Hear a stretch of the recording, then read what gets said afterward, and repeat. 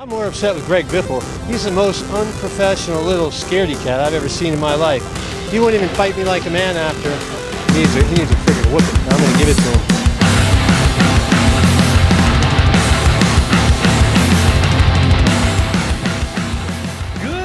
Race fans, and welcome to the Intentional Wreck podcast made by race fans for race fans, from the casuals to the lifelong gearheads. My name is Jeff, and I'm here with my fellow hosts Corey and Finn, and you can find us on YouTube, Spotify, and iHeartRadio under the name Intentional Wreck. You can also find us on Twitter under the handle intwreckpod. That's at INTWRECKPOD. Also, we have a mailbag. Please submit your questions to the address listed in the show notes, and we'll answer on the show. Although lately it's been empty, so it hasn't really been a segment. As Eminem would say, "Dear Int Wreck, I didn't write you and you ain't talking." So we had road courses last week. We got Richmond, where we will be in attendance this week, and I can't wait. So what do you guys think? What are you thinking about last week, and what are you thinking about going into this week? Y'all excited? That was a super fun race to watch. Mm-hmm. Seriously, the first turn of COTA has to be one of the best turns on the entire circuit. Yeah, it rivals the excitement that we got from the Phoenix race, right, with the wide open. And one of my favorite things is just anything that makes a track unique, right? So that big open turn for Phoenix, Darlington with its really tight corners, COTA with these really wide turns that really allow the field to fan out. So, I mean, I think if we had to look, I think with that, I've talked about Jeff Gluck's post a couple times on Reddit, where he always says, or on Twitter, was this a good race? And I think this one did rank out as the second best race of the season. And honestly, I felt the same. I felt like it was a tad behind Auto Club. Had it finished without the cautions, I think we would have gotten the best race of the year. Agreed. I think that and we'll talk about it a bit, but the strategies were, super dope. The way that they played out, and I think it was because of the lack of stage cautions, right? You get to see people get off on different cycles, have to adjust to the way that the race was going. Let's go ahead and dive into it, right? So the first thing that occurred strategy-wise was that caution halfway through the first stage, lap 8-ish, give or take. And a handful of cars up in the lead, including Tyler Reddick, pitted, while Byron and Bowman and some of the other cars up front decided not to pit. And that put a situation where, in theory, that group that pitted under that first lap 8 caution, their thought process is, we're going to split the race into 3 pit stops. And on those 3 pit stops, yes, we're pitting in extra time than the other group, which is going to split the race within 2 pit stops. So splitting the race into thirds versus splitting the race into fourths, right? But the difference is we never have to stretch fuel. We never have to worry about tires, right? You get to drive the wheels off of the car knowing that you're going to have 2 more stops, whereas these other guys, they got to stretch fuel all the way to lap 27, 28, 29, so that then when they pit again, they can get it all the way to lap 46, 47, 48. That way, it's a 20-ish lap sprint to the end, assuming it all goes green, right? Because we had just about 70 laps, 68, I think it ended up being, without the green-white checkers. Quite literally driving the wheels off in the case of some guys. Right. And I thought that it was really cool that Reddick went down and pitted on lap 8, and then they restarted, in like the 20s? 2025, I think, is when I saw the 45 come out of pit lane. And then not for long though. And he drove through. Here's what, and I had a buddy at work who's an F1 fan, and he actually took me out. So shout out to you, Tom, if you end up watching this. Tom's a big race fan. He races out at Summit Point a lot for the BMW club. He took me out once. It was terrifying. I am not a racer. I am a virtual racer only. Terrifying experience. It was like raining, and I wore it. I put the helmet on and I put it all the way down. And I didn't know you weren't supposed to put it all the way down, and it fogged up. So by the time we stopped, he turned and goes, "Hey, how are you doing?" And I just look at him like an idiot with the face full of fog, and I go, "It was great. Can't see shit." And then I was watching his footwork while we were driving around. And I forgot to look at the track, and I'm going 120 miles an hour, and then I got really nauseous and almost threw up in his buddy's $200 helmet. So, yeah, shout out to Tom. But anyways, Tom watched this race, big F1 guy. Way to not do that. Told him to watch the race, and he made a comment of a couple things. One, he was very impressed at how much sliding around these cars do. And also, through the S's on some of the parts, he thought it was interesting that they actually went off the track and used the dirt, the ground between the dirt and the outside of the curb to get the car turned around. He was like, that was crazy. He goes, I get that they're going such a slower speed, but you really get a sense of wheelmanship when you're seeing them come around the corner and that thing is just ass sideways. He goes, that's just not something you see in the other series. In the other series, there's just so much grip that they're just accelerating on the corner. These guys are slipping and sliding around. So he liked that. But what he didn't like, and I think referencing the Reddick thing I was talking about, is we didn't get to see any of Reddick driving through 20 cars. Yeah. Reddick drove all the way through the field and caught and passed Byron. In fact, it was... And that was such a testament to like evolving strategy, right? So in theory, let's talk about it. Let's say in theory he were to get up to 8th, right? He knows that Byron and Bowman or Byron and all those guys have to pit. They're going to be pitting twice, right? Because they all got 2 pit stops left. They've got to pit twice and he's got to pit, but it's all going to be about cycles and things like that. But so at that point you're at the mercy of whose cycle has their car in the front. Because the way it works, right? If they keep pitting, they're never going to be racing each other per se, right? Because when Byron and Bowman and all those guys pit for their first pit stop, Reddick was way out front, right? Yep. And then Reddick is way out front of the field. Byron and them are 20 seconds behind, and then Reddick pitted, and then all of them came out, and then they're 20 seconds ahead, right? And when you're playing that game of these different fuel strategies, you're really at the mercy of, at 68 laps, whose cycle is going to be up front. Right. You don't know. I mean, I guess you can anticipate a little bit, but, and then one caution can change everything. So that was the way we were going. They all exchanged pit stops. Reddick was but then Reddick on the newer tires was able to not only catch, but pass Byron. And because of that, it erased everything. At that point, he was pulling away, and he gets to just pit whenever Byron pits now, because now they're all in the same cycle, which was incredible driving by Tyler Reddick. Yeah. Like, to be able to, pull the strategy pull and then be so much faster than everybody that you were able to abandon strategy. He pitted one extra time than everybody there across the race, and still was dominant. And then, of course, the caution came out, and that put everybody on equal ground, and that's what I thought was terrifying, was when Keselowski spun, it brought out that caution. Everybody's now on equal stuff. That gave us that. It showed NASCAR you don't need to worry about adding stage cautions. We will eventually get one. Just let it come naturally. And then more strategy things, right? Fucking driving. They're all saving fuel. We get the note that the only car that's 100% good on fuel is 4th place Daniel Suarez. And then he dives in between Byron after he gets loose, and Ross Chastain. He pushes his own teammate out of the way a little bit. Gets in between him and Chastain, and he's in second, and he's chasing down the 45, we have no idea if he's good on fuel or not. Bowman's backed off because he knows he's not good on fuel, so he's just coasting around at 80% throttle. So, that was setting up to be an excellent finish. The balance of maintaining the lead, but also having your fuel. And then Kyle Busch goes, fuck this, I'm pitting. And he's in 28th. Yeah. Right? He's like, fuck this. I can't make it on fuel, whatever. I'm going to stop and pit. And then when that caution comes out, he doesn't have to pit now. And then he steals second place in this whole race, dude. To the front. Stole second place, dude. Straight up. I mean, that's the kind of things that, make these, that again, when you introduce full race strategies, you get a guy like Kyle who understands, hey, we're not going anywhere quick right now, and if we run out of fuel, we're finishing last anyways. So let's go ahead and You got guys that have been running through both iterations of what NASCAR looks like pre-2016 and now. Right. Because you got multiple guys that are out there. Most of these are the folks that we would consider that are kind of passing the torch as we're kind of moving forward, but it's kind of fun to see them utilize some of that knowledge and that veteran experience to carry over for something like this. Because, for one, this to me sold it 100%. We don't need stage cautions at road courses, period. I'm not fully sold on not having them at other tracks, but for ovals, but I'm definitely sold on not having stage caution for road races.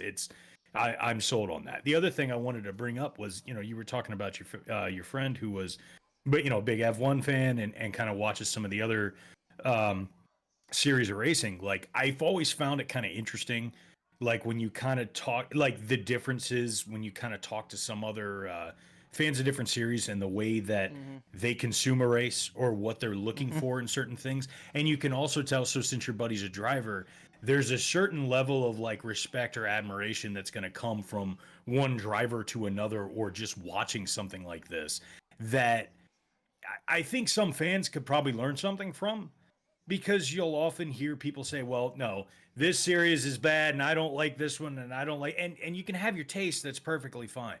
But there's really no room for any of us who spend all of our Sundays sitting here on the couch to sit here and disparage what one set of drivers does compared to another, behind that wheel, because it's all just different types of racing and they're all just different strategies and different ways to go. And the people who have actually gotten behind the wheel and done it, most of the time you don't hear that kind of stuff from them, because they know how different it is to step behind an open wheel car and, drive out there at 200 miles an hour, or to go from being used to that and then sit behind a, 2-ton giant stock car machine and try and whip that around an S turn. It's just, it's all different exciting factors. And I don't know, it's kind of one of those things that I love getting those perspectives and those takes, because we saw that this week too, when we had the folks from IMSA and, IndyCar and F1 drivers and stuff like that have gotten behind the wheel and they were racing here. Right. That, I mean, I guarantee those guys weren't jumping behind the wheel thinking this was going to be easy. Right. Not by any stretch, Jenson Button said he didn't know how to start the car. Because in F1 F1 doesn't have onboard starters. They save thing because they start and they're not expecting to stop it later at all. And you know what? Speaking of the ringers, I felt like they did pretty well. Obviously Jordan Saylor was in the best ride, the 9 car, and he qualified 4th, which was extremely impressive. Good too. He said admittedly that he had some mistakes very early, but he was, for all intents and purposes, competing for a top 10 before getting absolutely demolished by Eric Almirola. It's just another thing that we'll talk about a little bit, is the late race bullying that occurred. Kimi Räikkönen was starting in the second, maybe even first row at one point. With on the green white checkered, that would have been crazy. Kimi Räikkönen out there battling for the lead, but he again got put in the wrong spot. Even Byron kind of messed that up at the very end. Being on that outside row on that restart was not the place to be. Everybody was just kind of getting really wide fanning and not even trying to make the turn.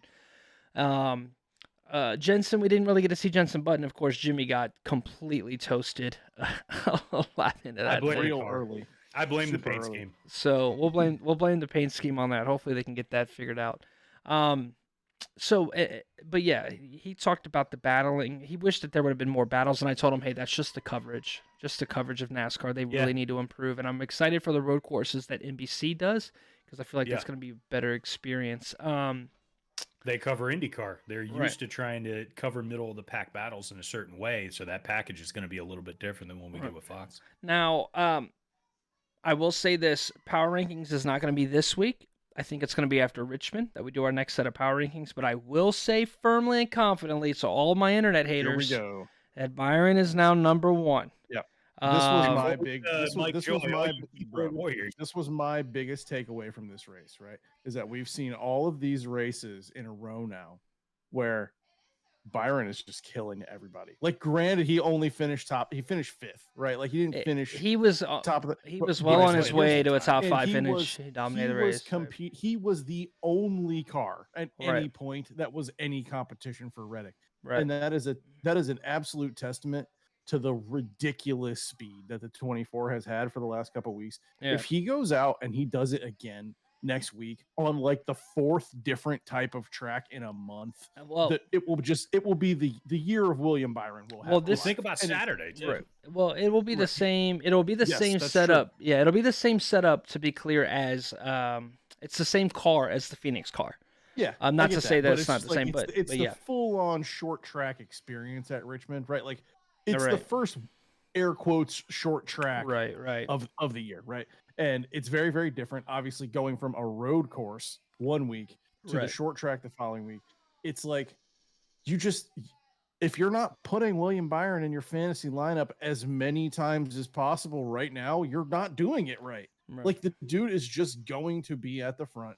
He proved it again last Sunday. He proved it again last Saturday, where I don't know if he won the Xfinity race, but he was competing in the Xfinity race as well.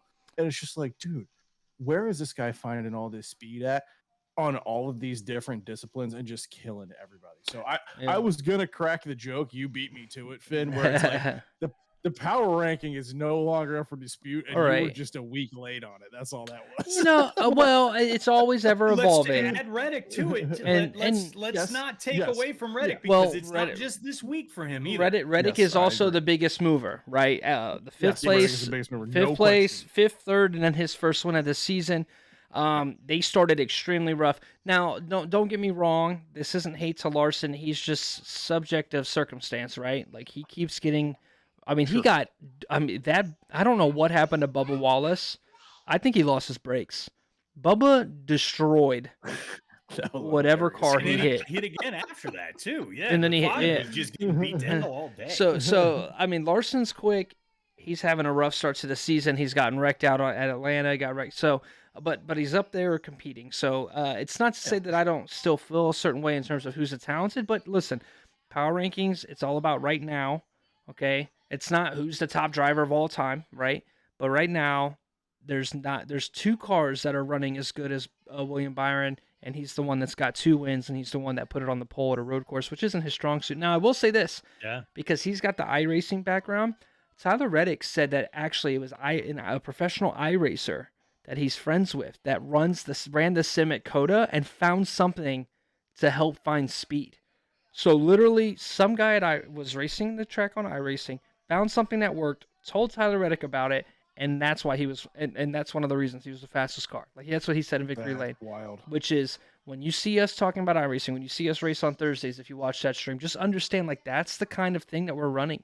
Is like people are actually using that to get data on how to run these tracks, and that's what's really really cool. And that's what I think has spawned all of these guys. Like you see guys like Byron, you see guys like Reddick that are all of a sudden in Briscoe that are really good at road courses. Why? Well, they're not road coursing on the off season. They're not road course racing. They don't have road course racing backgrounds. Why are they so good? I think it's iRacing. I think it's they're going and getting reps, and the other guys in the race in the league aren't. They just rely on their natural driving stuff and their film. But no, these guys are in there road racing every week, probably all week long, setting up custom lobbies with pros, finding where pace is, finding where things are, and that that's crazy because that's like saying like there's no other sport where there's a sim that you can physically play to actually improve on game day. Yes. Yeah. It's absolutely wild. And it's to that point too. One thing I'm kind of wondering, and this is just kind of a crackpot theory, but I mean, for one, like if nothing else, anybody that sits out there and tries to act as though, video games don't have some aspect that don't have significance to something that's real like that, well, you can shove it. Dude, secondly, Max Verstappen, before you go, Max Verstappen, after winning after his race the other day in Saudi Arabia, that week he ran 10 races at Sebring in because they don't have F1 and iRacing, they have like the GTMs or GT3s or whatever. He ran 10 races, he qualified pole in all of them, and he won all of them in the highest split of iRacing. Literally racing other pros. Max Verstappen gets on, and he's the world's best F1 racer right now. So by all intents and purposes, the best driver in the world is on iRacing consistently, running reps, learning the tracks. It's me. So, well, it's funny because this is so like in all the other sports, how often do you hear people say those are video game numbers, or you hear people say it's like this ain't no video game. Like, I mean, racing is one of those things where you can actually like make some of those applications. To one of my crackpot theory I was going to get back to as far as the gaming and racing tie-in. Do you think maybe that the reason why some of the NASCAR drivers might do better on road courses or use road course and use video games and something like that to tie into it because NASCAR games have been dog shit for the last 10 years? They haven't been able to play their own game or play as themselves. To say that iRacing is a more accurate representation of what driving an actual car kind of feels like than any NASCAR game ever is like the understatement of the century. Right, and that's because it's not even the same thing. Right, and that's because iRacing itself was not built to be a game. It was meant to be a sim. Right. Yeah, It was fully. built as a simulation first and then developed to be a game after gaining that height. But one of the things I want to get back to with COTA with you guys is so the late race bullying, right? Obviously, we talked about the race, but then it really came down to after caution, a bunch of green white checkers where everybody's just pushing and shoving, and wrecking each other, and it caused a lot of issues. And then Kimi Räikkönen and Jordan Saylor and even Button, they all spoke up and said that's not. I should have expected it, but that's not really racing. I get that. Yeah. Obviously, in the other series, you have, especially on the road course circuits and stuff like that, you have a lot of things like you can't, obviously can't leave. There's time penalties. They have race center that is like basically watching the race, making a judgment calls, and they'll be like, hey, you've got to give that spot back. You move that car. Now, obviously, we've got different rules regarding contact. Would you guys, my question to you is, would you like to see something like that implemented specifically to road courses, and to what degree? No contact, forceful contact, or something like you weren't trying to make that corner, you were trying to use that person as brakes. Is that something you want, or do you like the product as is? As is maybe a little too far, but I don't necessarily think you go that route. The only reason, because one of the things that makes NASCAR unique, in particular, the construction of the car and the way that it works, these cars can take some contact, and it's perfectly fine. And we all know you'll hear this in NASCAR circles. You won't hear it other places. Rubbin's Racing, that just is what it is. But I also think that it goes a little too far when you go on Sunday and made a race that lasted almost 4 hours. Now, if they would have had stage cautions on this race, this race would have easily gone probably 4.5 hours if that would have been the case, considering how long they were going. So again, no, I don't know about going to a strong degree about no contact or anything like that. But I do think maybe we examine what we consider egregious compared to not. Because that's and that's a line NASCAR dances on a regular basis, right? They're always kind of trying to find out what that line is between what somebody did, whether it was an egregious wreck or whether they did something on purpose, whether it was the air, whether it was this or that. The difference between that and a road course is this ain't an oval. This isn't where a situation that the air necessarily is going to, is going to influence you to the point where you're going to just completely spin out at the speed that you're going. So I think it may be a little easier to determine what qualifies as egregious compared to at an oval. So I do think that could be examined, but I feel like that slope gets real slippery at the top. I may be out on an island here, but I don't care about this. This is much ado about nothing, dude. You got 30 of the best drivers. Dude, just being real. You got 30 of the best drivers in the world restarting at the end of a race into a 45-degree U-turn or a 45-mile-an-hour U-turn where they're 5 wide. What do you think is going to happen? Like the Suarez thing, right? Suarez got upset because he got spun or whatever, and it's just this chain reaction, right? Happening behind him. It was happening the whole race. No one has any right to be upset. None of these guys are completely blameless when it comes to this stuff, because you're going into the turn just like all the other drivers. The F1 guys, the IMSA guys, and you guys saying this is not racing. Well, no, it's just not Indy or F1 or IMSA. This is the sport, right? These guys are going to get in there, they're going to get physical, and they're going to start moving each other around. That's what the rules dictate should happen. And for God's sakes, I've come into this sport as a Chase Briscoe fan. Briscoe was going low on all of those restarts into turn one, moving people out of the way. And I even heard some people say that the very last wreck of the race was his fault because he was pushing too hard. It's young man's in 8th place, his first shot at a decent finish, really the whole year. Yeah, go send it, young man. Go send it, because everybody else is going to. Yeah. So let's just call it what it is. And in regards to that specific instance at the end of the race, Alex Bowman said that last year he got yelled at by Kevin Harvick or something because somebody pushed him and whatever. And he said, this year, I'm not going to be the one that gets pushed. I'm going to be the one that pushes, because there's nothing else. Perfectly fair. I'm not going to be the one getting beat around. Somebody's going to hit me anyway, so I might as well be ready for that instead of expecting cleanliness. So here's my thought process. I think if we look back at that race, there were plenty of restarts, and it wasn't until the final green-white checkered that we saw restarts where people were really thrown down. And I think that is less of the rules of NASCAR situation and more so because NASCAR doesn't incentivize top fives in the sport. Sure. We incentivize there's no wins. podium. Right, we incentivize winning. I would like to see maybe an increase in playoff points, maybe, to finishing in the top 5. That way these guys that are sitting 3rd, 4th, 5th, 6th, instead of trying to send it to try to go get a win and jump a bunch of positions to get a win, they're like, hey, I'm trying to protect my playoff points here. That's something that's separate, because right now it's like wins and then like points and playoff points, right, from stage wins. I would like to see something like, hey, not only are wins in the things that guarantee you playoffs, but all your top 5s give you significantly more points or things towards the playoffs in that regard. That way, on these restarts, we stop seeing people. It's just more risk reward, because what's the point finishing 3rd versus 7th if I didn't win the race? I will risk finishing 7th over 3rd if it means I get a chance to win this race and move the leader. So that's where I think we could see something.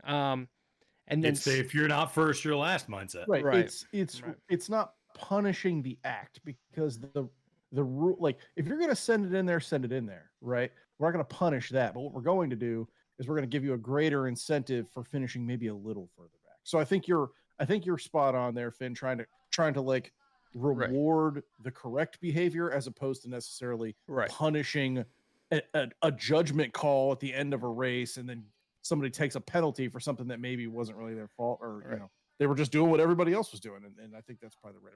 Right. I mean, I will say one of the things that I really like about being an Alex Bowman fan is he does not have this reputation at all. I mean, the only time that I can remember him actually like really wrecking and spinning somebody was that situation with Denny. And I'll be honest with you, we're talking about a playoff race. We're talking about trying to get by on a short track. That's a little different than Martinsville. I don't think he spun him on purpose, but he definitely got a little tight and hit into Denny. But I mean, this Chastain, you already brought up the Suarez Chastain stuff. Let's watch this. This was bananas. I thought this was great. So this is following the race, right? The race is over here, and watch what Suarez is doing. He is booking it. So this is the cool down lap. This is the cool down lap. He comes up to Chastain, hits him. Get out of the way, nerd. Look at the official right next to Bowman's car. Look, he literally bumps him. Imagine if Bowman's not ready for the second bump. That is a human being right there. Yeah. And he bumps Bowman's car right into it. Yeah, that's not the kind of behavior you really want to see. And that's not what I'm talking about, for the record. No. I'm not talking about that. I'm just talking about that situation and what happened. Yeah, it was an crazy. Easy penalty. Last year, remember Ty Gibbs wrecked somebody under pit road, and it ended up not being anything, but they intentionally made the rules a lot stricter. So I would expect to see a loss of points for Daniel Suarez. It sucks. I thought that he was, in a prime position to win that race. I know he's frustrated because of the results at that, but you definitely can't do that, Daniel. As much as I like you, not the move there. But all in all, I was very happy with COTA. I'm very happy that Tyler Reddick was able to survive all of the green-white checkered restarts, because it's just one of those things where it was just such a great run by him and that team. It was really cool seeing Kurt Busch get really choked up. You could tell how much he cares about that ride and those guys. So, and just a last note there, big fan. I could listen to Kurt Busch and Chase Elliott in the booth. Yes. Every day. Every single day. Great. They were Kurt did fantastic. fantastic. Yes. Yeah. Clint, can you just clamp it for like a lap? For 5 minutes. Just 5 minutes, Uncle Clint. Just shut up. Jeez. So I hope that I agree. Kurt Busch, I never really had a file on Kurt Busch. I thought he was fantastic. Yep. He's redeemed himself a lot over the years. Like, so that if you don't quite know Kurt's history, both Busch brothers have been very polarizing figures over the years, which you've seen that with Kyle in one season. Yes, right. Kurt has his own tumultuous history over the years with pissing guys off or having issues here and going on. He's a journeyman guy for sure, and one of the things that made this really cool was to see him like it's obvious that the 2311 team means something to him. To get a perspective like that from a guy who's been around this sport and done this for so long, this could have been nothing. This could have just been another move, another paycheck, another thing, but it's obvious that they believed in him and he's put something of himself within this team to draw some emotion that's like that. I'm sorry, I interrupted you, Corey. No, I was just gonna say I've only the Kyle Busch that I've seen is like he's like on his Aaron Rodgers dark retreat like story arc right now. Like I definitely get Aaron Rodgers vibes from Kyle Busch. I don't know why. I don't know. I'll have to think of a comp. We might have to do a little NFL comp to players and see what your thoughts are because of that. So that'd be fun. You dog. You got me by 1 point this week, dude. 1 week. All right. That's 3. That's the 3-peat. That's 3 times. That's I am now, by the way, number 1 in the power rankings on NASCAR Fantasy Live of this podcast. I should be there, but he got the green, white, checkered restarts, man. 1 point, dude. If Suarez isn't turned, I'm there, baby. So is this my shot here? Victory lane? Yeah, there you go. One? Yeah, right, lock in. It's a short one this week. I take victory lane again. I went with the Ringers lineup of hang on, let me pull it up real quick. I actually have it up. I got Allmendinger, Taylor, Reddick, Suarez. I had Raikkonen in the garage. And my 5th driver that I went with was William Byron, because if you're not using William Byron right now, you're doing it wrong. My victory lane this week is just me celebrating 1 year as a fan, right? The Richmond last year was my first race I ever went to.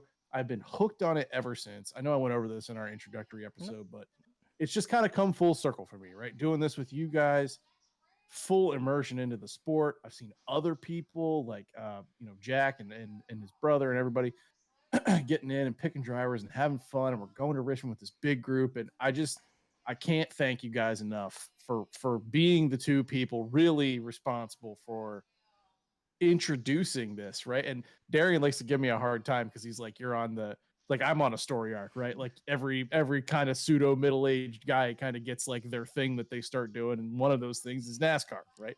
Kind of cliche, but yeah. The only other thing I wanted to talk about in relation to that is I want you guys to consider, and this is going to be a little off the wall. I am from Mechanicsburg, Pennsylvania. And in Mechanicsburg, Pennsylvania, there is a racetrack called Williams Grove. And sometime this year, as we do this podcast, I would love for us to go up there and catch some dirt racing on some Friday night. That's an easy yes. Yeah, dude. Track racing. We'll do that, dude. We can go out to Winchester too and catch some racing there. There's stuff in Fredericksburg and Stafford got tracks out there. Yeah. Hell, we can go to horse racing in Charlestown. We do that. I don't give a shit. You lose me with the horse. Can I get drunk? Do they turn left? Yes, then I'm there. All right. Bingo, bango, bongo. All right. Sweet. I mean, and that's it, right? Like, I just want to thank you guys. Anytime. I want to thank the people listening. It's super, super fun to get to do this for me. I don't know what the hell I'm doing, but I'm here doing it anyway. Dude, it's fun, man. Yeah, dude. The thing is like, this is a kind of sport where, like, cause I know Finn can relate to this, because when I first met Finn, when he found out that I was watching NASCAR, we like immediately the conversation started happening, because it's real easy to be out on an island with this, because it's not necessarily, it's not everybody's game, right? Like, you can talk football, hockey, baseball, basketball. You can come up with those and come up with a conversation with just about anybody about something. When you're talking about NASCAR, most of the time people are just like, so like when you find another fan, you can actually like talk about it. It's nice. So if anything, like, it's just nice to have another person in to give a shit about what we're, what's going on these Sundays, man. Dude, I have been the ghost NASCAR fan my whole life. Every time it's like people just talking like, you watch NASCAR? Yeah. And I'm insanely into it. But I got into NASCAR because of people when I was young showed me the sport, and we're hardcore friends. Once you grow up, you move away from people, and you join the military, you go out in Hawaii. Not a whole lot of NASCAR fans in that part, but I've just been just years, just like people just go, you're pop punk vocalist, fucking like gamer, like who watches? You're watching NASCAR? Yes, I don't know why, but it's got me. Yeah. So anytime, we're happy to have you, buddy, and I'm glad. I'm super excited. We're gonna have a great experience this weekend. It's gonna be super lit. And cannot wait. Yeah, and then I get 600 after. I think I'm gonna go to Martinsville this year. Actually, I think they'll be down in Martinsville, and when I'm moving down, and it'll be my first time there. So I need to hit up your boy and get some Dover tickets as well, because I'm going to Dover for sure. Oh yeah, Dover's as long as it doesn't rain again. Yeah, for sure. So well, yeah, that's my victory lane. So thank you guys. Honestly, let's go watch some dirt racing. I want to go to Williams Grove, so I'm gonna figure that out for us, and that's me asking you guys to join me for victory. Are we getting hotchie dogs while we're up there, bro? Dude, are you kidding? Of course. What's Let's put it on the way, bro. Hamilton right okay, now. if you win victory lane next week, you have to explain to me what a hotchie dog is. That's the other thing. Okay. The other thing is, you guys suck at this. If you let me beat you 3 weeks in a row, you guys both suck. That's victory lane. All right, cool. As with all... anyway, let's carry this one in. Let's carry this one into history lane then. So now we're done with victory lane and dissing our co-host. So this week we've got Richmond. This is one that's going to be near and dear to all of us. And also this track is near and dear to NASCAR. This track has been around for a very long time and is synonymous with NASCAR in so many different ways. Been around for a long time. It's been significant within the sport. Early season, late season. It's defined what short track racing to a lot of people for a very long time. Richmond is a very important track. So this is one that means a lot to all of us for numerous different reasons. So I've got some fast facts that I want to run into about the action track. Richmond, Virginia, which opened in 1953. When it first opened, and for its first 30 plus years, it was a half-mile track, a true 0.5 mile track. What kind of track? Up until what's that? It was a dirt track. Dirt track. It was a dirt track. See, you're throwing this one at me because I didn't realize that it was dirt before that. It was originally a dirt track when it was first made. Yep, and then it was paved. I don't know when it got paved, but yeah, this was Richmond was a dirt track. And actually, when we get into history lane here in a second, you're gonna see where it used to be. You'll see the dirt on the outside of the track. It looks a lot different than it does now, but yeah, it used to be a dirt track. That makes sense because I mean I've seen a lot of the clips from I would say most of the historical endeavors I've done with Richmond usually like stop somewhere around like the early to mid 80s or so. So I got some more fast facts for you. Now after 1988, this rack is 3/4 of a mile. And it's looks a little bit different, but it's still in a lot of ways is raced the same. And the only thing that's really changed is, the evolution of the cars and the way people are running them, the packages that get out there. This brings me to a trivia question for you guys. Who has the most wins at Richmond in history? I'm going to let Corey guess. Who wants to take a guess? Richard Petty. Wrong. You said wrong? Wrong. Richard Petty doesn't have the most wins at this track? I thought I saw that he does. The 43 doesn't have the most wins? I thought I saw some stats earlier because it had Kyle Busch. Kyle Busch had the most top fives, but that might not. He might not be including. Is this including that? Is this exclusive to NASCAR Cup Series or all? This is exclusive to NASCAR Cup Series. Well, if it's not Richard Petty, it's got to be Dale. I can relook at my list, but for what I have now, and unless what I saw was specifically for active drivers, it is an active driver.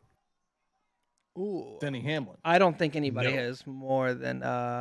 If I had to guess who, active driver who has the most, it'd be MTJ. Wrong. What? All right, we're gonna be here all day. Is it Kyle? It is Kyle. Okay. Kyle Busch. Let's see what I got here on the old. So I do see. Let's see what you got because you would have been looking at a different. That says as of 9/10/2011. So that says Richard Petty has 13 wins at Richmond. Though. Well, if that's the case, then I'm way off because Busch had 6. Well, Petty doesn't count. Half of those were when it was a dirt track and 5 people showed up. Because you asked me who had the most wins in NASCAR, and I gave the most obvious answer. Right. That's let's go. Sure. It's not Jimmy. I tell you what, Richmond was not Jimmy Johnson's track. He did have a win there or two, but not my guy Jimmy Jam's track.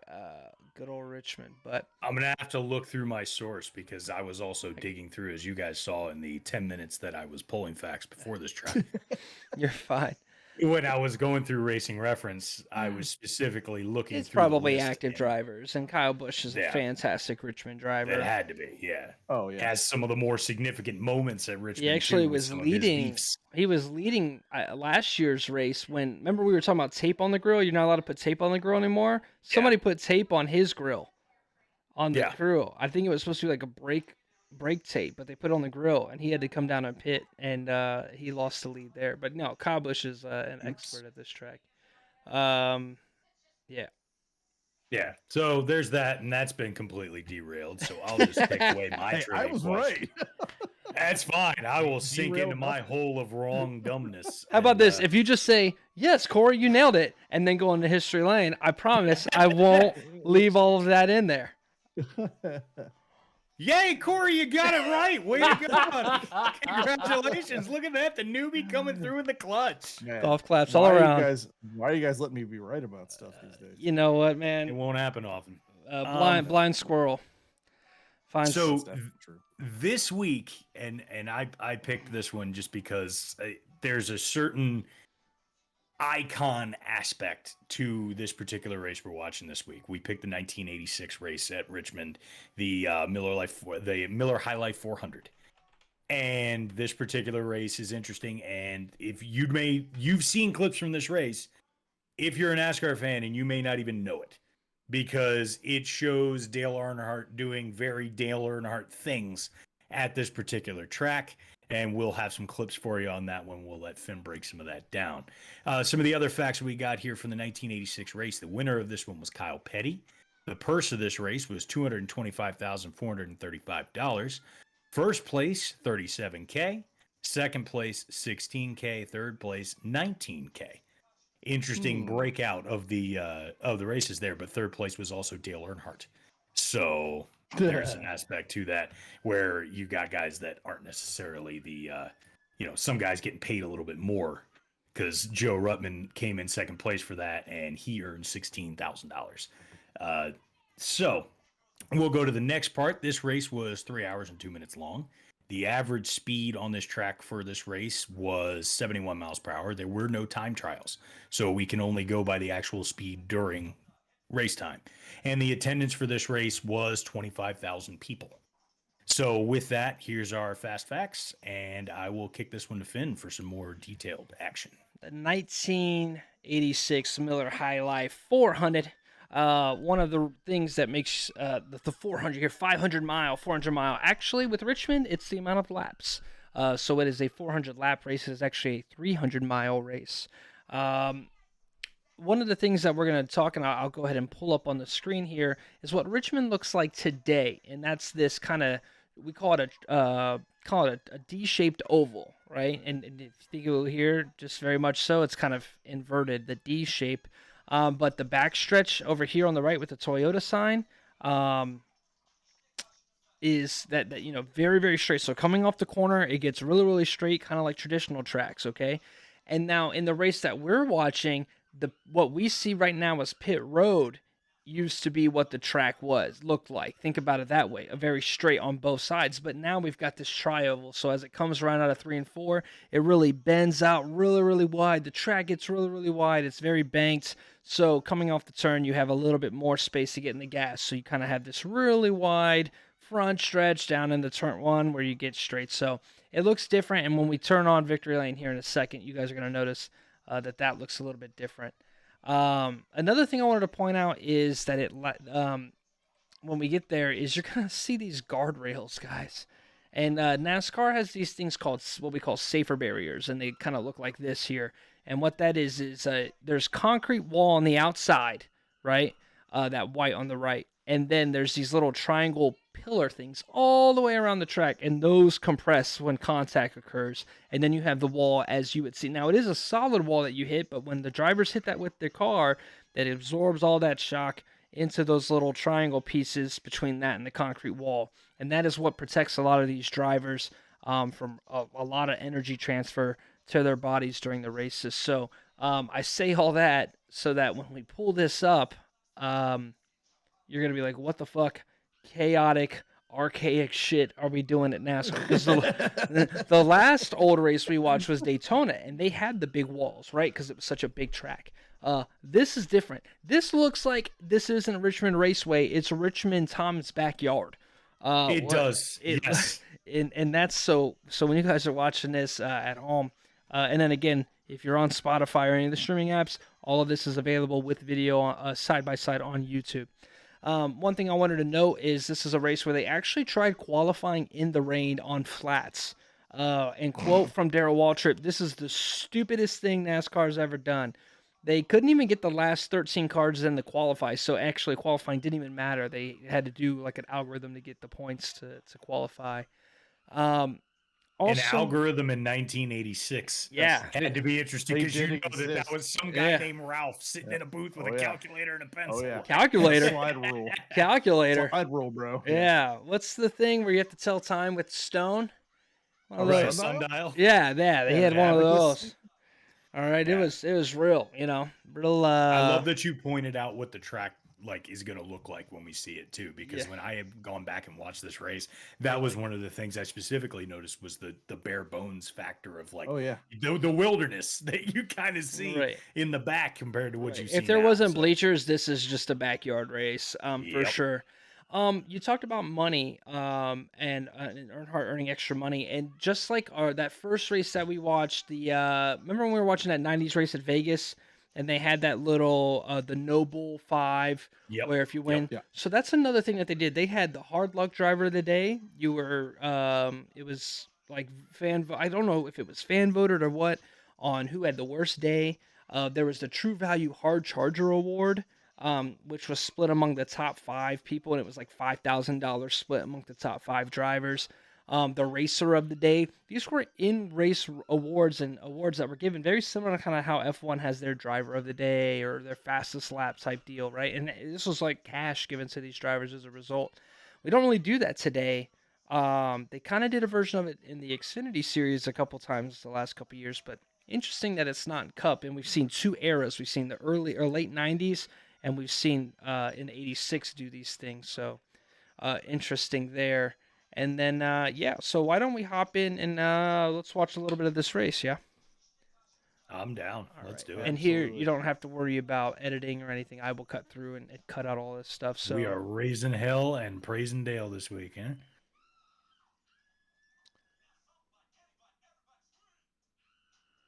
All right, let's just pull up a little bit. Let's pull up a restart here.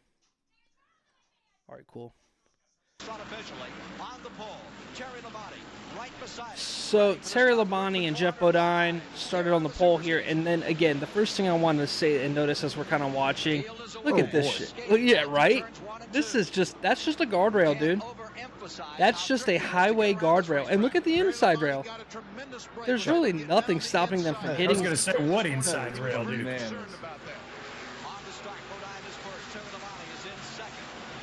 The skill that it takes to keep it between these walls at that speed. And just look at how thin it is in comparison. Yes. And it's the same way, as heavy as those cars are. Like, these particular cars, there's a point. Look, he's got no gloves on. That dude's not wearing any gloves. There's no roll cage in the car, dude. This is crazy, man. There is a point during this race where they mention the weight of a couple of those cars at some point, towards the end, when they're talking about the pitting and the fuel and stuff, and it's kind of jarring when you hear how heavy one of these bastards really is. So Dale Earnhardt drove that 3 for Richard Childress, and it was actually that blue and yellow. I get most people know Dale Earnhardt for that black ride that he had, the Good Wrench car, but it was actually this yellow 3 that he was kind of primarily dominant in for a while. The Wrangler 3, yeah. And he dominated this race. He took the lead from Jeff Bodine, and all through the middle of this race. They're showing Richard Petty here. Yep, there's the King there. I will admit, that's a pretty looking car. Yeah. That pops. I bet, in person, it absolutely ripped. Performance blue is one of the best colors on a car, without a doubt. Is that a Pontiac?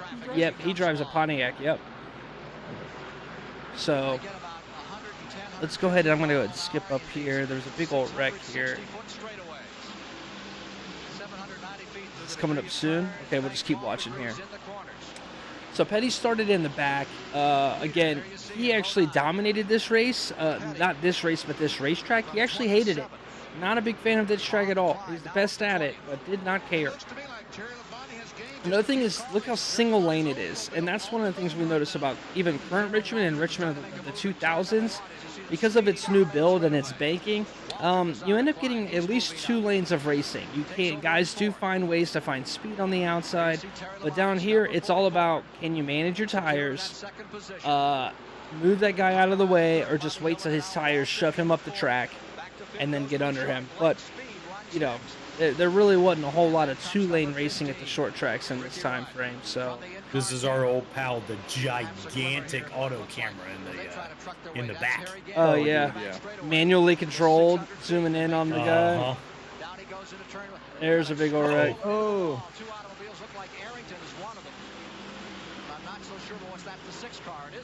We've got. They're just waving flags, waving yellow flags. Look at the big Winston pack, boys!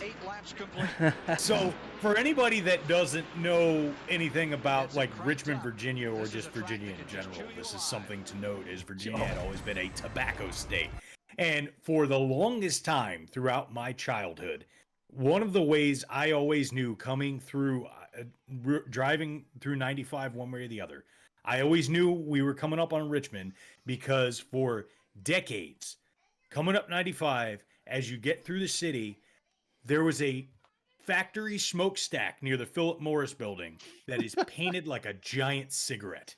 It literally would have smoke pouring out of the top of it because it's a factory smokestack, and it was painted with like the brown filter and the white top with a little red part around the edge, and usually it would have either a Winston or a Marlboro logo around it, and that's how you knew you were passing Philip Morris and you were driving through Richmond.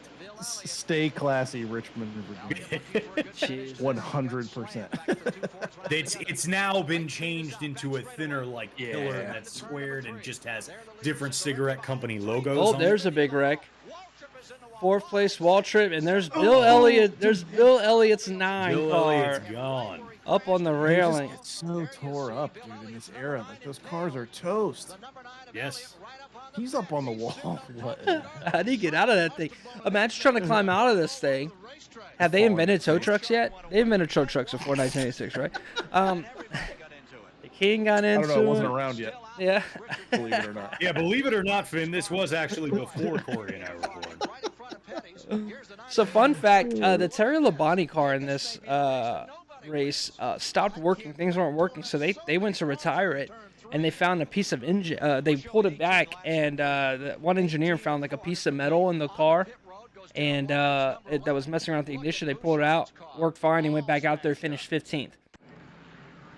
So that's awesome. That's pretty weird. Another thing, they didn't show it, or I don't think they show it here. Yeah, they end up going to a commercial. So it is after this caution, actually, and this is the legendary moment from this race.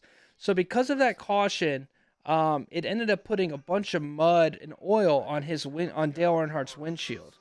And he was talking under caution. He was telling Richard Childress, he said, "Hey, I think I'm going to have to come in." And they were like, "Hey," and as you saw, there's not a whole lot of passing on this track, right? He's like, "I don't want to give up all that track position this early in the race, right?" Yep. So he said, "Hold on a minute, then I'll be off the radio for a minute." And this is what Dale Earnhardt pulled. Richard, I need to pit. And Richard this is the part I was referencing earlier when I said, "You've seen this race. You may not know you've seen this race." Dale Earnhardt, under caution, pacing at 35, 40 miles an hour, climbs out of his car and is cleaning the oil and mud off the windshield while driving with his knee. By hand. And then you see Dale driving with his. And just imagine, too, based on what we learned a couple of weeks ago, he probably got back in that car after doing that with his hand and then, like, reached over towards underneath his seat and grabbed a sandwich and was just, like, munching down, like, with a hand covered in oil and mud and all kinds of just gross. That has got to be the most NASCAR camera shot of all time. That is Dale right there. Iconic. When we raise hell and praise Dale, that is it. I think doing that kind of stuff. What we saw there is just one of those small moments that epitomizes what Dale Earnhardt was. No, yeah. As a driver and as a figure within this sport. Right. So, again, Dale dominated the race and actually coming back from a lap down and being involved in that first caution. That's Darrell Waltrip in the 11. That's Mr. Boogity Boogity Boogity right there. Yes, so we got a good battle here for the lead. This is what made the track so good is that, one, look at these cars with literally no front. Engines completely exposed. Chaos. But, I mean, they're running him down. He's trying to find, you get caught up in lap traffic. You got to go under him. You got to go around him.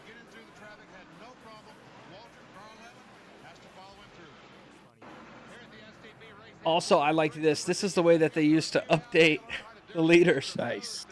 Oh, this is great. So at this point in the race, you got Kyle Petty in 5th, Bodine, Ruttman, Waltrip and Earnhardt. And you got to wait another 20 minutes before they go back and show that again. Yeah. There's no overlay here.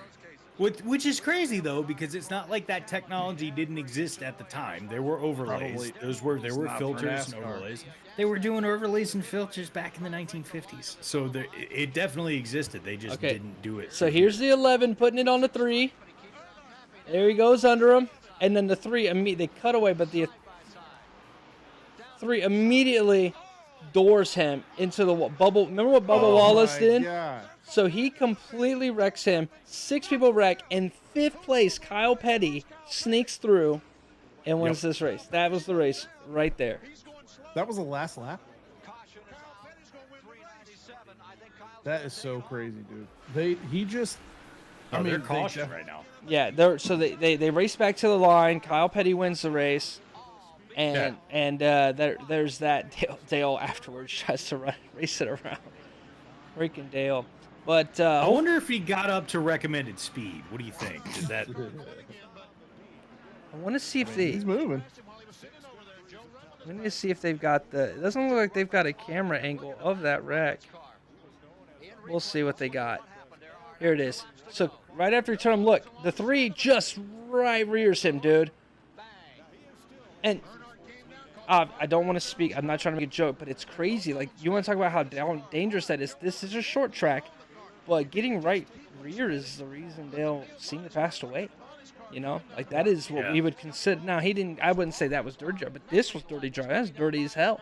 He just got nudged for the lead, said F you, and that was Dale. F you. Don't you move me. That's what happened. You got a taste of some intimidation just now. That's what that was, man. You crossed that man that your day was about to be done. I love how they're driving around because they're under yellow and they want to get their finishing positions here. Yep.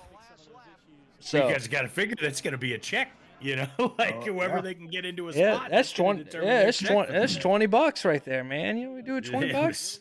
So I actually had it. Yeah, it was 19,000 Earnhardt got. Yeah, well, and I'm looking at it now. Last place for this race won $2,500. Right. Well, well, Dale actually got as a result of that, he had to pay a $3,000 fine, plus a $10,000 security bond for the late race incident involving himself and Darrell Waltrip. Earnhardt was placed on probation for the remainder of the season. At the time, was the biggest probation suspension ever given. So, well, also this race, if I remember right, because I was doing a little research, this race took place in February. I think it may have been a little bit This race was early. on like February 23rd or something. Pretty the race early. that we just were watching. Yeah, pretty early. Like, I think Richmond used to be much earlier in the season. And for those of you not from the Mid-Atlantic, it is not warm. It rained in Richmond. Yeah, it rained the whole weekend. It's cold. That is not pleasant weather out there right now. No.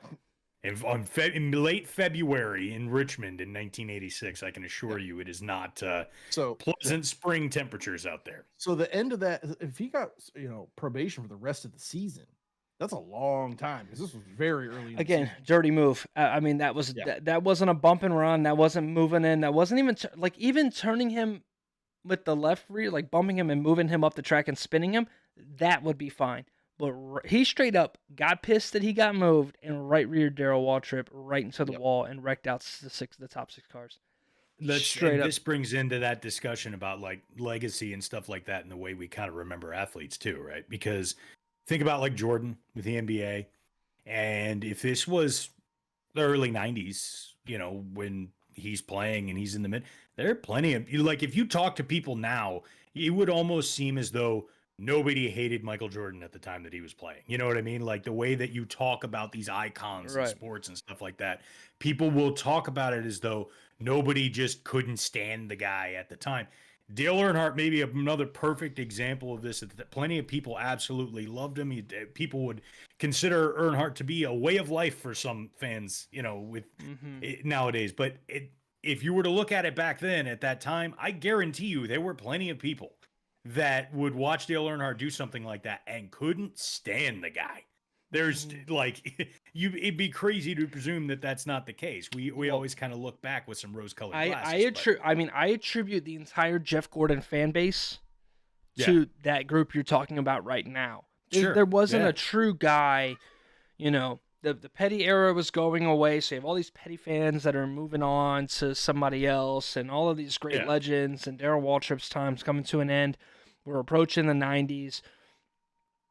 Who's going to be dominant? Who's going to challenge this 7-time champion in Dale Earnhardt? Well, here comes this hot shot from Indy, California Indy kid, and he can hang with them. He can hang with the best of them, and I think most of those guys just said, okay, we'll be Jeff Gordon fans. Anything against Dale, and then that created the big kind of the big fan. And not that Jeff Gordon isn't deserving of its own fan base, but I feel like that's who it was the obvious choice to rally behind, right? The Intimidator versus the Rainbow Warrior. I mean, it's its own long page and chapter within NASCAR history for sure. For sure. Give me a 30 for 30. Oh yeah, I'm going to get you some stuff. Now I'm thinking about it. Now you're in the sport. There are some really, really good NASCAR videos, documentaries, and stuff like that. So that would be a good time. But that's old Richmond. Now it's time to talk about new. Yeah, we got new Richmond. So again, the biggest strategy, tire saving short track, right? That's kind of what Richmond is known, and it's a big strategy race held last year. Denny Hamlin on a different strategy, the Martin Truex Jr. ran him all the way down at the end of the race in that final stage, made the pass with 3-4 to go. I'm really excited for you guys because this is JGR's chance to turn around their season, because Truex and Denny own this track. For all intents and purposes, I don't think I can remember the last time I remember a Chevy winning a Richmond race. I mean, who won last year? Harvick won last year. Denny won last year. Truex before. Bowman. No. Bowman was the last Chevy to win this race, and it came with a last race restart. But for the most part, this race gets dominated by the Toyotas, and it no surprise it's a Toyota track, right? They put a lot of money into that. It's the Toyota Owners 400. I mean, but also not even adding to that, there's a regional aspect too. I mean, NASCAR is based down in North Carolina, but JGR is also based right out there in that same area, and the whole Toyota team is in this general Mid-Atlantic, Virginia, Carolina region. So there's a large core out in this area. So Corey, who are you? I mean, obviously we want to see Briscoe better. Is there anybody that you're watching that you're just kind of mid-pack or just hasn't quite broken out yet? Because there's a lot of guys right now that are not reaching their full potential. Who are we watching? I got a guy in mind, but you're not going to like my answer. No, I am going to like your answer. Kyle Larson. Kyle Larson. I think you don't like your own answer is what I think is. What has happened to Kyle Larson? I mean, there's that implies existentialism that's happening with Corey right but now. that implies that he's not driving well or putting himself in bad spots. Right, he's literally getting wrecked. There's a huge difference between he's being and then fair. And you know what I'm saying? If not for a late race, he's got to win. If not for Eric Almirola 4 times, I thought I thought your question was leading more towards who needs. I tell you what, I tell you what. Yeah, so I'll tell you what. Maybe not in the driver skill realm, right? Maybe not in the driver, but momentum. If anything, it may not be hurting Kyle Larson's driving skill in the way that we view him as a driver, but a season can go to shit real quick. Yes. Last year we were always expecting Martin Truex Jr. to turn it around and get in the victory lane. Never happened. It's pretty cutthroat out there, and if you can't find yourself confident, if you keep worrying about whether or not you're going to wreck out, no. The other obvious answer, and to speak to the Toyota thing, is Mr. I need to be replaced Bubba Wallace. Like, it'd be a great week to see Bubba step up a little bit. Another guy that like could use a little positive momentum right now for sure. Oh yeah, without a doubt.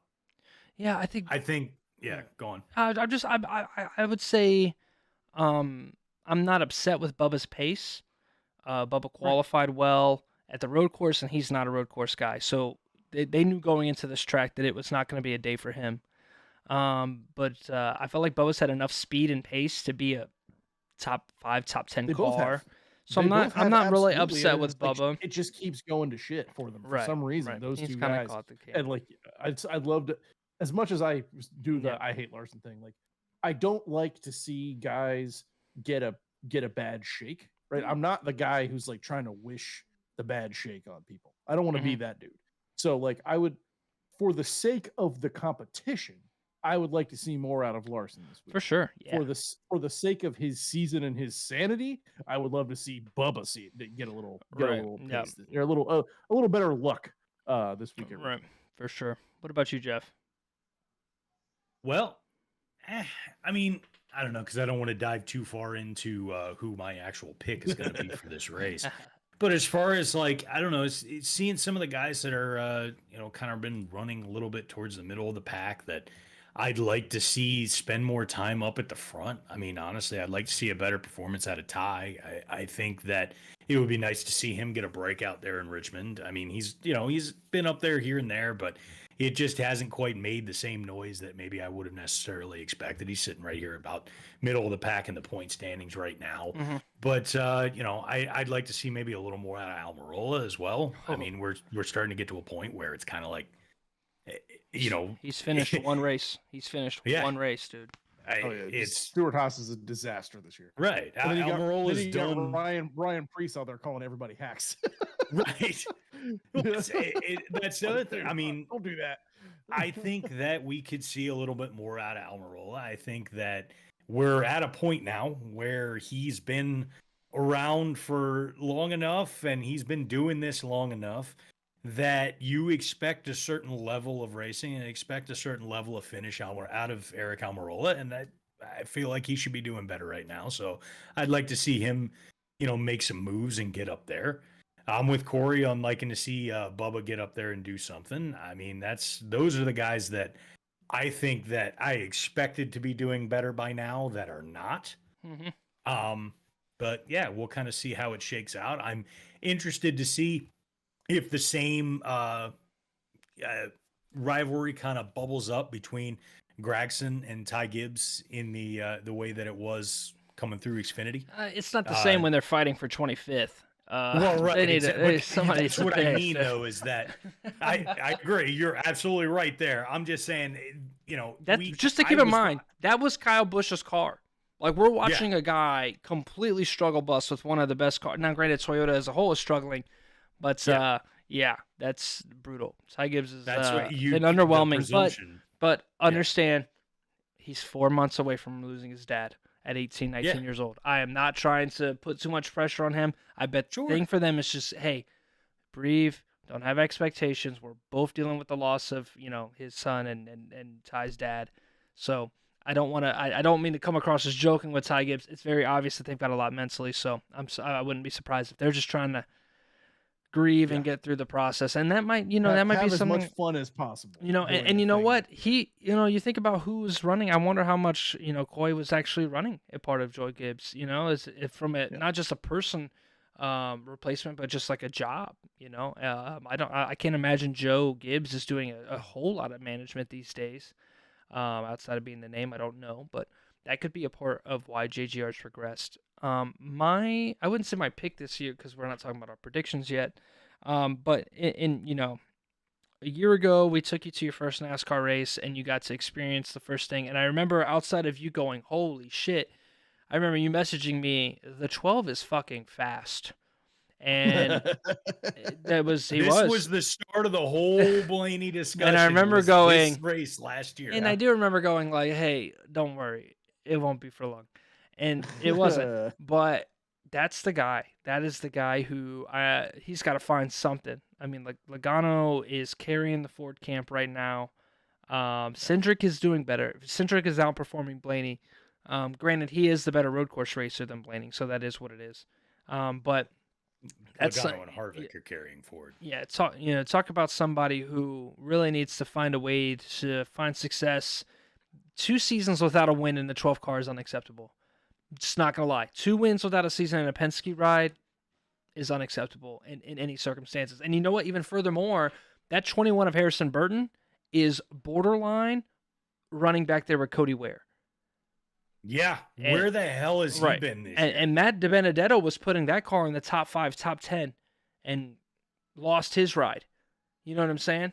And granted, Matt DiBenedetto isn't the most likable person. He was up there competing for wins or competing for top 5s or putting in a car. Harrison Burton, and granted, Harrison's very young.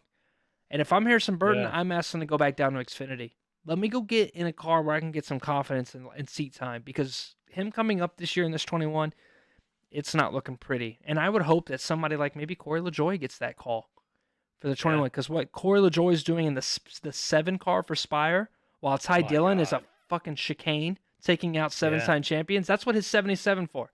His 77 taking out the 7 times every fucking Jimmy race. Ty Dillon can't figure shit out, okay? Grandpappy's money can't save you. Inspire equipment, okay? Like, no. I definitely concur that Ford is in a spot of trouble here. Like they've not been very good this year. Right. They were really, really strong. I want to say at Atlanta, where like 8 Fords qualified in the top 8 or 10 or something like that.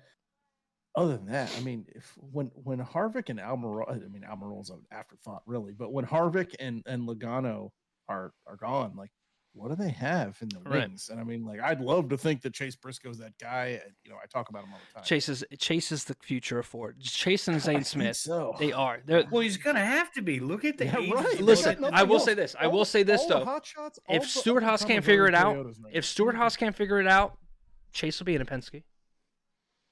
Yeah. If Stuart Haas can't figure it out, Chase ain't gonna wait around, because Chase is a dog, and every Ford and team will be chomping at the bit for Chase Briscoe if he becomes available, because Stuart Haas is struggling.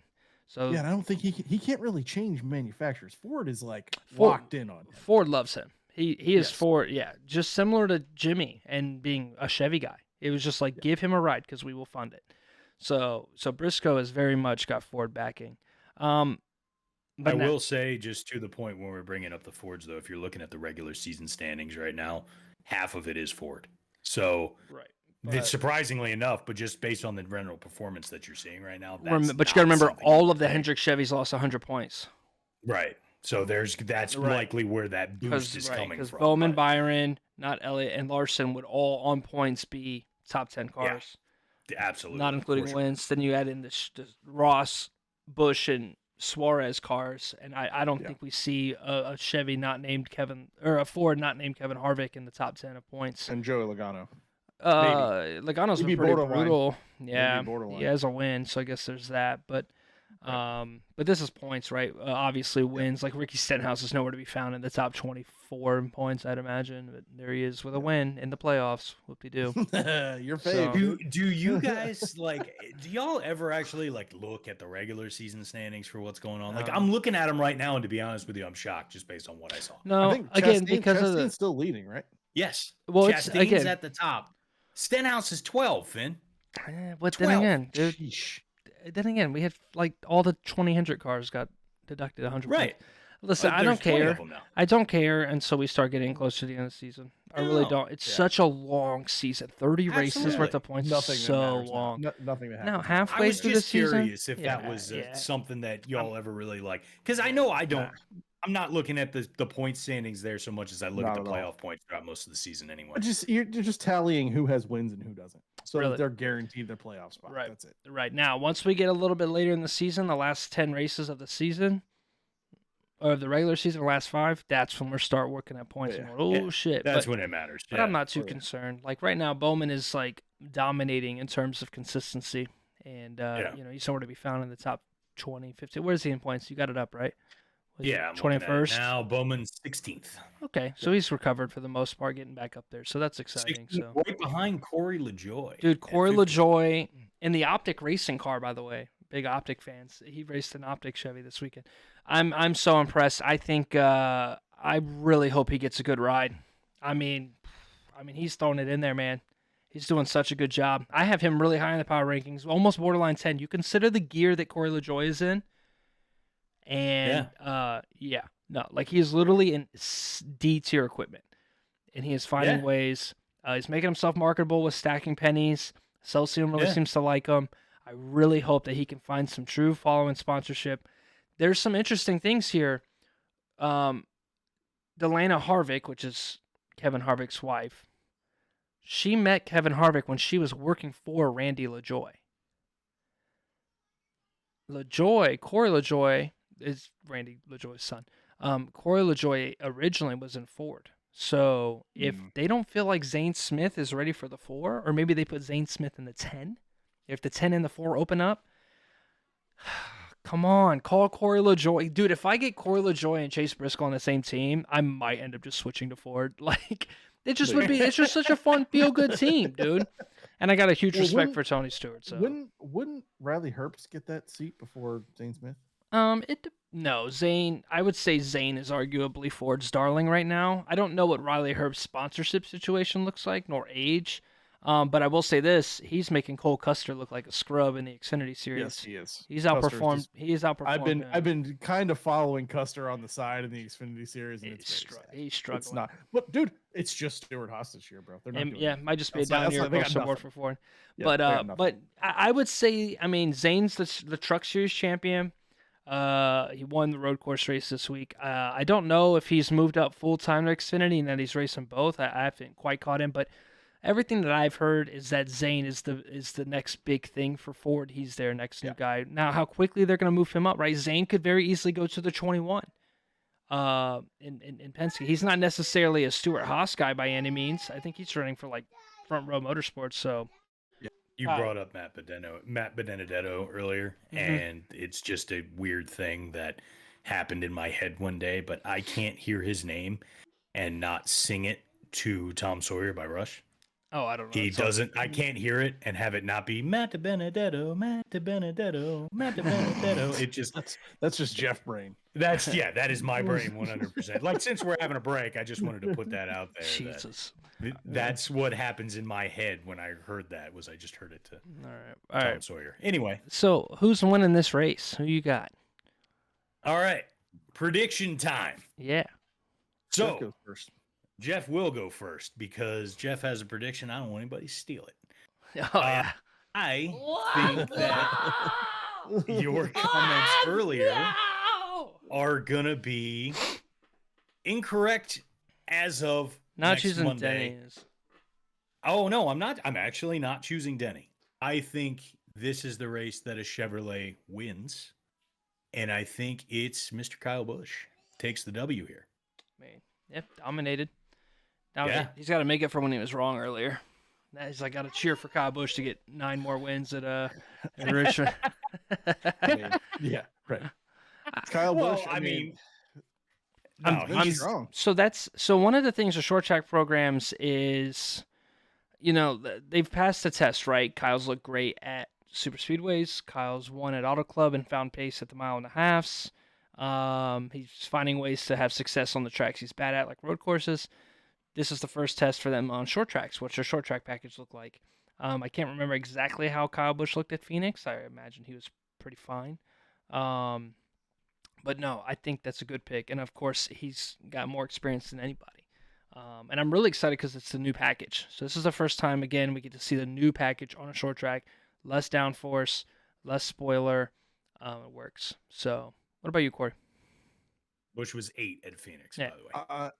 I'm going to go ahead and take, once again, a guy that we have talked about. I've got a recency effect problem, but our biggest mover, Tyler Reddick. I mean, I don't even know if he's like a short track guy, but the Toyotas seem to dominate this track, as we were discussing, and they seem to have found something in that 45 car right now.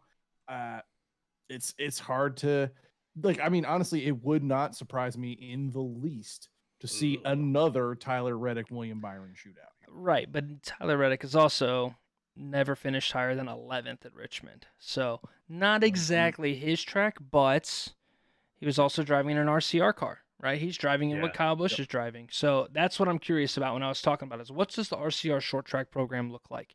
Because that's been where there have been the least impressive per se. But I would have no issues riding the hot hand that is Tyler Reddick in any capacity. So I would not be surprised. That's how I mean, it's recency effect, right? He obviously just won COTA last week. It was his first win, but 3 weeks ago, the conversation was, where is Tyler Reddick? And now it's, okay, who can catch Tyler Reddick? He's up front. He's up front. So I'm actually going to go with a guy who, one, I think he's had the most. So there was a test at North Wilkesboro the other day. I saw that. And he was down there. So he's gotten a little bit of run around, some extra seat time in the short tracks, and I think that does matter. And the last time we went to Richmond. So, yeah, this is a guy that finished 15th and finished 3rd last year, and that's going to be Chris Buescher. He had that big win at Bristol, so we know we've got a little bit different of a package, right? They're actually not the same package of car as the Bristol car, but I think that RFK's had enough pace this season. I really like his ride, Chris Buescher, and I think that extra seat time very recently is going to give him just a little bit of edge, maybe in qualifying or something like that, because those are very similar style tracks, North Wilkesboro and Richmond, so... I got my eye on the 17, and he might be a Ford that can shine and maybe still a playoff spot. Both of those RFK guys have been quick. Very. Like Keselowski had a horrifyingly bad COTA.